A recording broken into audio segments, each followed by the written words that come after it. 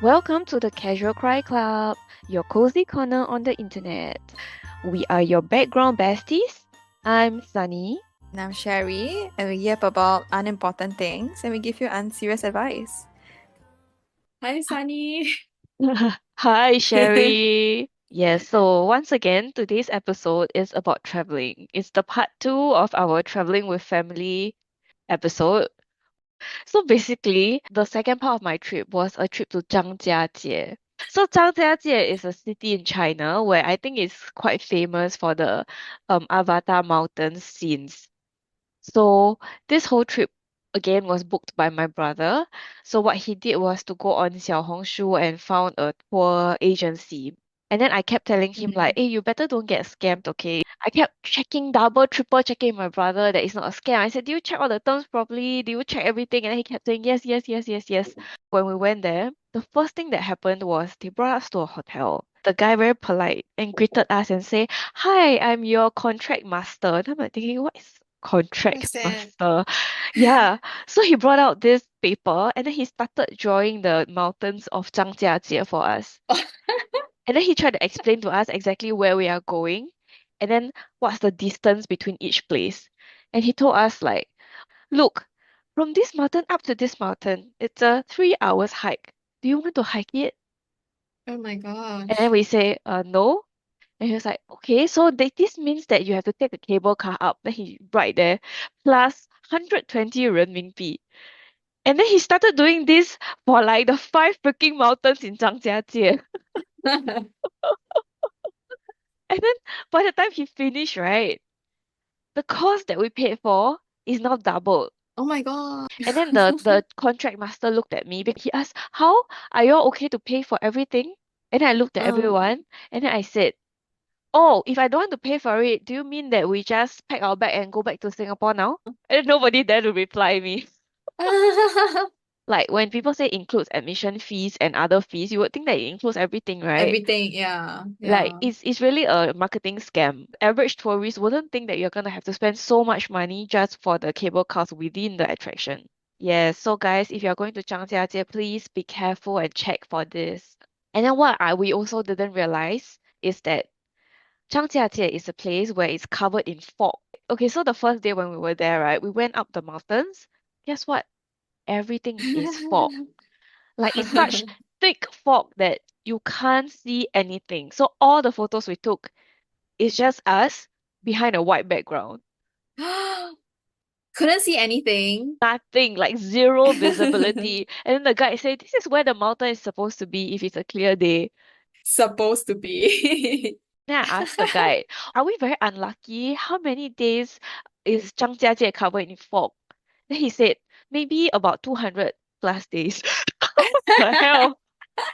I feel like this whole Zhangjiajie tourism is a well-oiled engine in the sense that from the day you meet Hmm. them, they already started to plot their scam against you. I'm serious. So when we first reached there, the guide started to sell us this Hmm. story that Zhangjiajie is a very poor city. So it's near the mountains, so there were a lot of minority groups living in Zhangjiajie, which means that they are less privileged, probably less educated. They are the kids who grew up in the mountain, basically. He started to tell us like, now that we have ended the trip, I want to bring you all to experience some tea leaf picking. And then, to be honest with you, this tea leaf picking is happening at a place where it is a social enterprise. It is to help the poor people from the mountains. Oh, Although it's supposed to be a no shopping tour that we sign up for, right? Then he asked for permission, and then he used all this yeah. like sob story to get us Mm, to feel sorry for him and for the place. And then my mom said, yeah lah, okay, we go, we go. yeah. And then when we reached there, right, we were there for like the whole day. Huh? And then they just like lock us in this whole building. Oh, yes. Yeah. That's what they do. They wanted to sell some tea, and then they claimed it's a detox tea or whatever. So they took plain water, they Yeah. put some iodine inside. And then after that, right, they say, oh, look, pour the tea in. Oh, the iodine became clear. Ah, this will clean all the toxins from your blood and your body. And then you know what? My parents were like, oh, yeah, yeah, yeah. And then they really bought it. They bought it. That's so easy. So if my parents really wanted to buy and get like support the Mm. whatever the poor, buy one lah. And then my mom keeps Yeah, saying, yeah. but buy five got discount. Aya, just buy lah, just buy lah. It's very good for health. Oh my Yeah, gosh. How come the old people like why are they usually so susceptible to this kind of I don't scams? know. Like for us, wow, I think when you said like they lock you in a building and they start selling you stuff, you already know there's a scam. How come your parents or like old people in general, yeah, making generalizations here. How come they just cannot like tell that it's a I scam? don't know. I really don't know. But I think that, okay, the demo was done very well. The person was very eloquent. It really felt like she was your friend selling something to you. So Yeah, it's their exactly. tactic, So the whole sales pitch was very good. I have to applaud them for it. Yeah. And they know what to target. They know that older people are very concerned about their health. And then for my parents, Mm, I bet that their thinking is that they just want an easy way out, right? Every day I nag at them to exercise, mm, to eat healthy, to do this, do that. It's very troublesome. So mm. if there's a miracle drink, they would rather believe in the miracle. Yeah. So they brought the tea back. Have they started No drinking it? idea. Wait, which is quite dangerous also. So like they will drink this tea thinking that oh all the toxins in my body are gonna be flushed out. So I don't have to eat healthy. I don't have to go and Yeah. exercise. I can just depend on this tea. So yeah, it is quite Yeah, I know. But dangerous. this is the scam that's going on like everywhere in the world, right? Like all the MLM, the pills, the Yeah. supplements. It's a whole scam industry. Yeah. So sad. Yeah. And I think my parents also went through the same thing when they went to Korea. And they brought back like just tons of like ginseng Mm, products. yes. And like ginseng is so difficult to drink, right? Because it's so Mm. bitter. But they brought back so much like powders lah and whatever. And I don't think after coming back they drank even half of it. I think most of them have expired. Oh, I really don't understand. And then while I was gone, right, apparently, okay, so I didn't follow them through the whole trip also. So the last leg of the trip I skipped. So they were brought to this Mm, Miao village. So they claim that mm. it's a cultural experience. So see how the locals live, to see the real house of the locals and all that. They they kept telling this story of Miao Yi, which is the Miao doctors. And then they keep telling my parents like, oh, all this 苗医 is like 靠缘分, which means like it's based on your faith. You may or may not meet them. It's all dependent on if you have faith with the doctor, and then the doctor will come and save you. Sunny, do you smell that? Do you smell that? Smells like bullshit. Oh, yes, I smell it from Singapore. Yeah. And then right, Oh my and gosh. then right, wow, so lucky. My parents have so much faith with the doctor. They met the doctor. Yeah. And then my dad actually came Yeah. back with a bag of unnamed herbs, a plastic bag. What the I don't even know heck? what they bought. Then I say, okay lor, you there, you drink lor, you don't die from it. So my mom said, no, no, no, you don't know, you don't understand. The doctor very good. Just like look at your father, and then the doctor said, wow, you have high cholesterol, you have high blood pressure. Oh, I think that you have like three times the risk of getting stroke and heart attack. Huh, that's so generic. Yeah, exactly. Like which middle-aged uncle don't have all this? It's very easy to Yeah, guess. yeah, And then my mom was like, "Wow, yeah. so 厉害, wow, better listen to the doctor." Wow, I really have nothing to say. And your parents are collecting scams like badgers. Yeah. Yes. Oh my God, I still got one more. I tell you, this is the biggest scam of all. The next scam that we gonna right is like spiritual scam. So can you imagine my whole family? Like we are the biggest target of spiritual scam. Yeah. Just scams in general also can. So one of the story that the tour guide kept building up since the first day we met is that oh they are because they are in the mountains, and then on the mountains it's like mythical mountains. So there are a lot of, Spirits yes, there were, and like supernatural stuff. correct. So a lot of spirits, a Okay. lot of supernatural stuff happening in the mountains. And Yeah. then the mountains are also known for being where the Taoism was birthed or something like that. Wow, really? I'm not sure lah. I'm not sure, okay? Okay. So it's I want to share some of the spiritual things that they have built up. Firstly, they one of the stories that they built up that I found very interesting is the story of Jiangshi, Chinese Oh my vampires. gosh. So it is a very common Chinese movie character, right? You see them dead and then they will like jump around. So what the Yes. tour guides shared is that this whole practice actually came from that region. So he was sharing that this whole thing is probably a real tradition from ancient China. So for example, during all the civil wars and all, a lot of Mm, people will go out to fight, right? Especially mm, during the Japanese occupation. So they will go out to fight, and then there were a lot of death, which mm. happens outside of the city. But in the past, people believed that you have to come back to the your hometown to Yeah, lay to rest. So most parents, when they send their kids to fight, they will hope that they come back. But if they don't come back, they hope yeah. that their bodies at least come back. So, which is a bit difficult lah, because they are in another city. So there is this whole Mm. occupation which is called 赶尸匠. So this Oh, person's job is to go and bring back all the bodies from from yeah. like wherever they died at. As long as there is a body, they Oh, will bring it back oh. to the hometown so that they can properly do Oh my gosh, funeral that's and so all that. creepy. Like the literal Mm. translation of that term that you just said is like bring home, literally like bring back the corpse. Yeah. The corpse, Okay. yes. They do have some powers, and then it's true that they draw some amulet, they do some things, and Mm, then mm, they can get the dead to move along mm. with their magic powers, and then they will travel at night, and then they will come home after a few months of walking. So this was one of Oh, the spiritual stories he tried to sell us, to tell us like oh, spirits are real, oh. and magic powers are real. Yeah. Why am I getting convinced already? Like not like he need to sell us lah, we all believe lah, but Yeah. anyway. I'm so invested in this story because it's so Yes. Yes, and then interesting. right, we actually watched like a Mm, real priest performing magic in front of us. In that area, when people do their funeral in the past, they believe in having a chicken on top of mm. the coffin, and then they will Okay, carry why? it. Because they believe that there's also powers in the chicken blood. So I don't know Okay. if you have seen this in movies before, but they will slash the chicken and then they take the blood to Oh do yes, yes. Then they whatever. drink the blood or whatever, right? Okay. Yeah, so I'm also not very sure lah, but he said that people would slash the chicken and then do the rituals for the dead. So having the chicken on the coffin is very important. So Mm.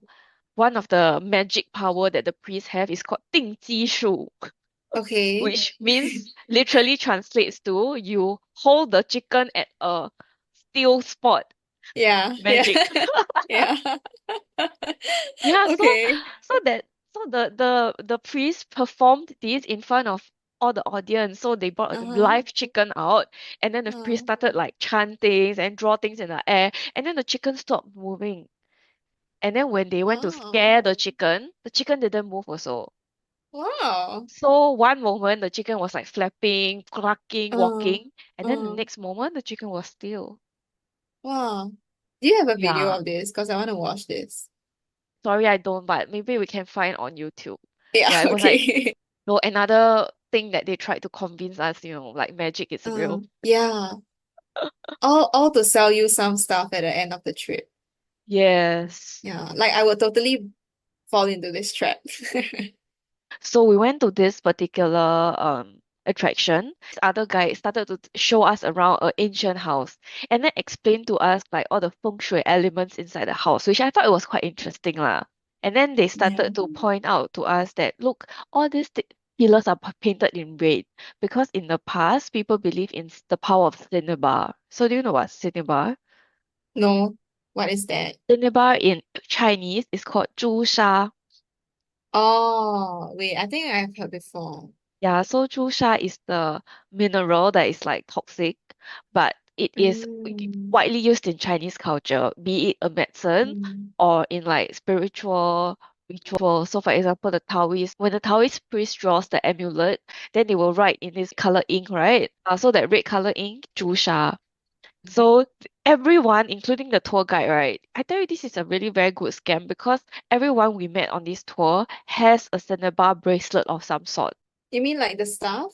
Yeah, like my tour guide has a cinnabar bracelet. He keeps like touching it Oh, all day. So the tour guide as well as the um guide at that place all told us stories about how cinnabar has saved their life, like in accidents. Oh, miraculously they didn't die, or miraculously they didn't get hurt, and they believe it's all because they have the cinnabar's protection. And because they peppered the trip from the start to the end with so much ghost stories, that it just feels like, oh, they know so much about all these folklores. Oh So wow. it really builds up to a very convincing story, because it's not just that they Yeah. bring you to a place and then they start telling you this. This whole Yeah. brainwashing started on the first day that we met this guy, and then on like maybe the fourth or the fifth day, then he brings us to the cinnabar place. So it's a whole long 5 days of brainwashing. Both the guides kept saying that cinnabar is a rare mineral and the government is going to stop mining it because it's a non-renewable resource. So the Yeah. prices of cinnabar will only keep going up, up, up like Yeah. Rolex. Yeah. Wow. And That then means there's resale value, is it? yeah. And then the lady kept saying like, oh look, my cinnabar was $700 when I just bought. It's now $1,400. Wow. Yeah. 100% eh. They started to take out the different cinnabar and say, let me show you how to differentiate real and fake cinnabar. So they started burning it, explaining it.